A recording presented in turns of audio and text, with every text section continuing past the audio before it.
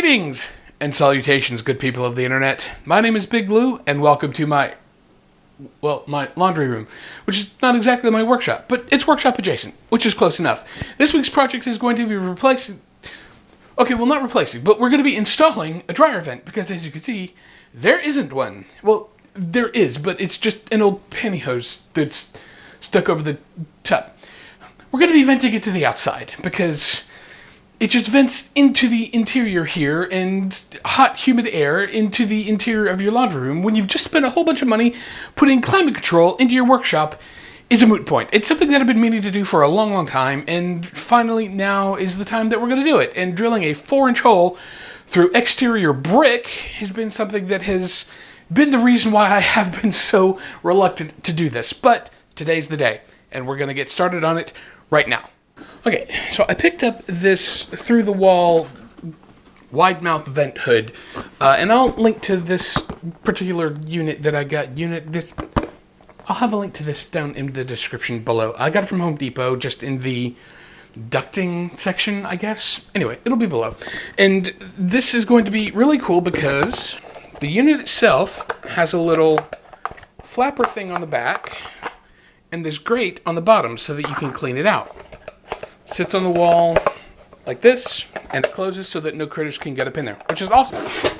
It also comes with this. However, this, if you just had a regular siding or stucco house, this would be fine. However, I have a brick house. This isn't going to be big enough, so I bought an extension for this just to make sure that I have enough depth to be able to get through. So the first thing that we're going to need to do is actually move the old pipe, and that means moving the dryer. And the first thing that we're going to need to do is make sure that it's unplugged, disconnected, and everything is out of the way, and then we can clean back there and get everything good to go so that we can start drilling holes. So let's get that step out of the way, and then we can move forward. Let's go.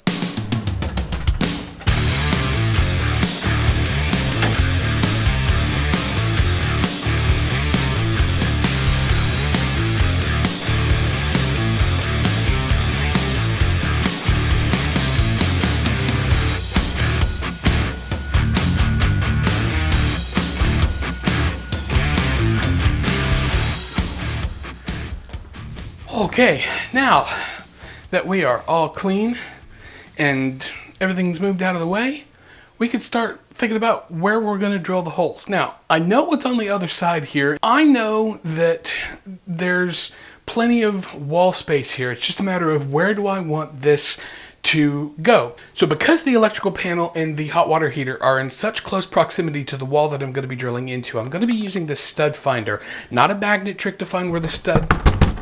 Your stud finder's working. Here I am. Are you serious right now?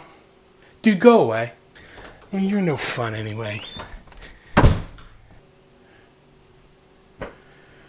Anyway, I'm going to be using an actual stud finder, not a magnet trick to find where the studs are with the screws and the drywall, but an actual stud finder to find where the studs aren't, because I need to be drilling into the space between and also avoid any power lines or any water lines or anything like that. And this stud finder will find not only where the studs are, but also any power lines or anything like that that are behind the wall. So pick yourself up a good higher end stud finder. I think this one was about $40, something like that. And that way you can avoid any type of disaster when you're drilling through the wall. I'll link to this one in the description down below. Let's get to work.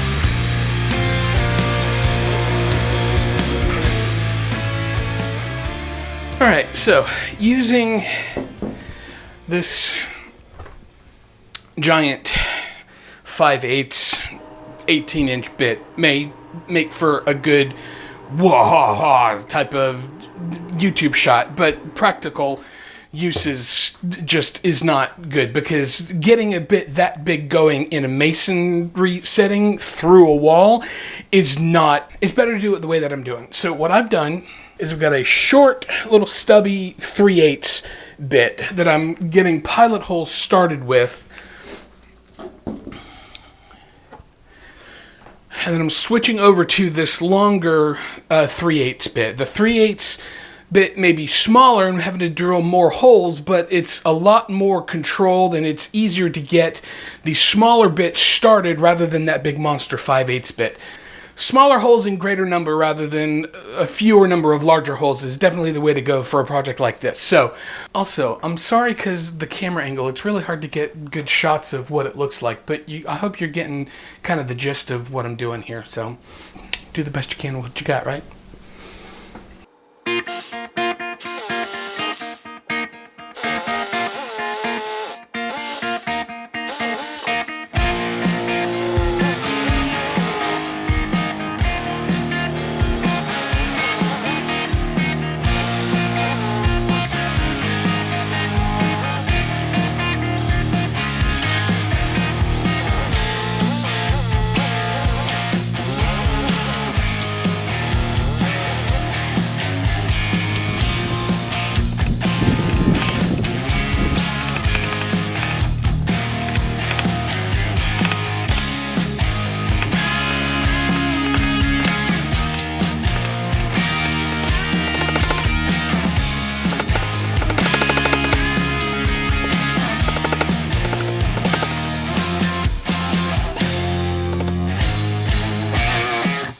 Oh, okay. So that took a lot longer than I was anticipating. I don't know how long I was anticipating it was going to take, but it took longer than I thought it was going to.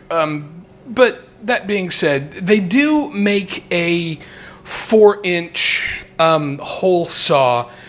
It's called a coring bit that's for a rotary hammer, but that bit costs like $150. I didn't buy that just because I'm only going to use it this once. That is an option if that's something that you want to do. I think you can also rent that bit for a rotary hammer if that's something that you want to do. I just opted to drill the multiple hole and use the chisel bit option. That's the way that I did it, and it took several hours to do. I think all said and done, it took me maybe 3.5 hours. And as you saw, I ended up having to go back with a hand chisel and finish up the job. So it's done now, and we can move on with the rest of the installation. I also managed to fit this fitting, and I had mentioned earlier in the video that I didn't think that this would be long enough to fit through the brick and the drywall, and turns out that not only is it long enough, but it's actually a little bit too long. Now, if I was not using this disconnect flashing fitting, this would be perfectly fine. I could just connect the hose to it and it would be, perfectly well. But I've drawn a little line here around the outside, and I'm just going to trim this so that it fits, around the so that it fits. Anyway, you know what I'm talking about.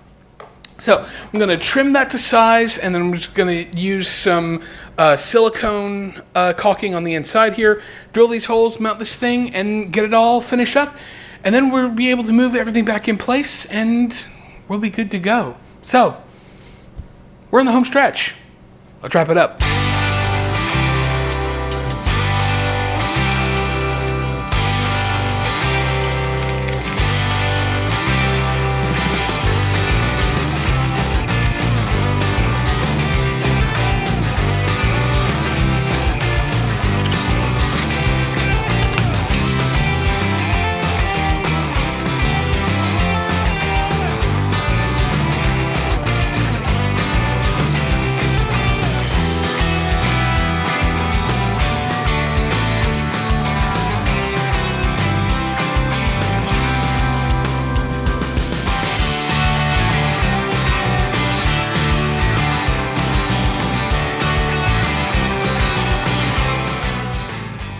Okay, so the instructions that come with this quick connect disconnect unit are not very clear on what type of connection the part that sticks into the wall are supposed to connect to, because the hood unit that I got, the ducting for that is the exact same diameter as this part that sticks into the wall, and it just won't fit. It just butts up right against it. So I'm going to cut this part off on the bandsaw, mount this fleshing right up against the wall so that I can have this connection be the quick connect, because it'll mount with the 4 screws, and then we can be done, because I'm ready to be done, and we're too close to let something like this stop us. So do the best with what we can with what we have.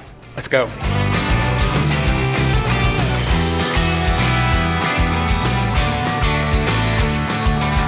I don't care how many times I have to say it. If it feels sketchy, don't do it. I'd rather have my fingers and have it take a little longer than not have any fingers. I'm gonna do it this way.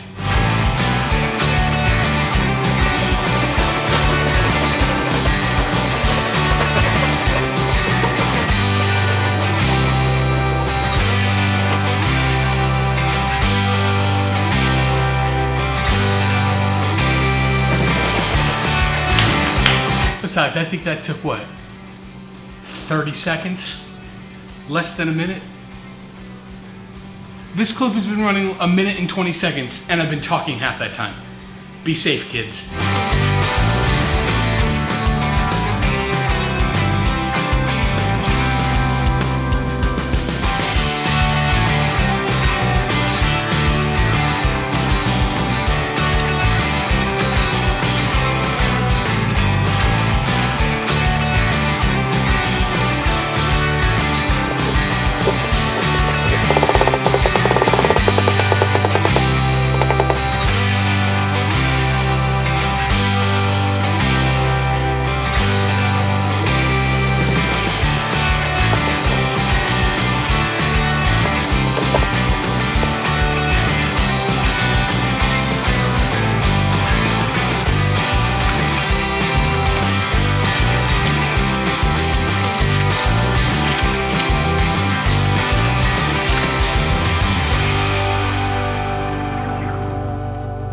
Well, that is one more project in the books, and I am thrilled with the results. I no longer have an old pipe sticking up out the back with a piece of mesh pantyhose on top of it. It's going to keep all of the drier air, the wet, hot air from going into my shop and into my laundry room, and it's going to vent it directly to the outside. The one part of this project that I didn't get a chance to do is I still want to put some spray foam gap filler around the perimeter of the actual hood on the outside. The can that I got was defective and it just was clogged. I need to take it back to Home Depot and get a new can, and I'll take care of that. You can follow me over on Instagram if you want to see some final pictures of what the hood on the outside is going to look like. It's just at Big Lou's Workshop. You can check that out. But other than that, everything is done and it works, and I love how everything turned out. Drilling a hole through brick 4 inches to be able to fit that ducting is just a big old pain in the butt, and I understand now why my grandfather never did it, but I'm glad that it's done and it's behind us and we can move forward to other projects.